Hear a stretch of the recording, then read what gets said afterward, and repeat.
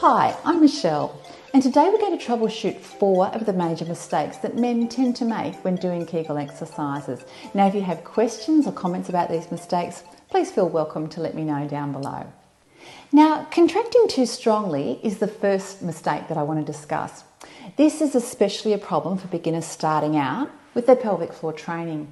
And if you contract too strongly, it actually tends to cause problems with your technique. So the focus when you start to learn to do your Kegels is to actually get your technique right and not contract too strongly. The fix is, when starting out, just do your Kegels really gently so that you can feel your pelvic floor muscles tensing and then releasing using the right action. Then, when you're confident that you're using the right technique, you can progress to increasing the intensity of your exercises. Now, the second mistake I want to discuss is holding your breath, and this is another really common mistake during Kegel exercises. The problem with holding the breath is that your pelvic floor muscles don't learn to work when you're breathing normally. So as a result, when they need to work during your everyday life, they won't be able to. So this mistake makes training much less effective than what it could be. Now, the fix is actually quite simple. It's try to practice breathing normally during your exercises. So do your Kegels gently at first, as I just discussed, and start with small, shallow breaths to get the right coordination. Then, as your pelvic floor muscles become better trained, you'll be able to find that you'll be able to breathe normally during your exercises. Now, the third mistake I'd like to discuss is tensing or tightening the abdominal muscles. And this is one of the most common mistakes I see when doing Kegel exercises. The problem with this mistake is that it can increase the downward pressure from your belly down onto your pelvic floor. And this can make your exercises more difficult, and it can also worsen pelvic floor problems.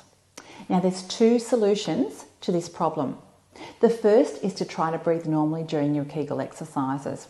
So if you now place one hand on your upper belly and feel it rise as you breathe in and out.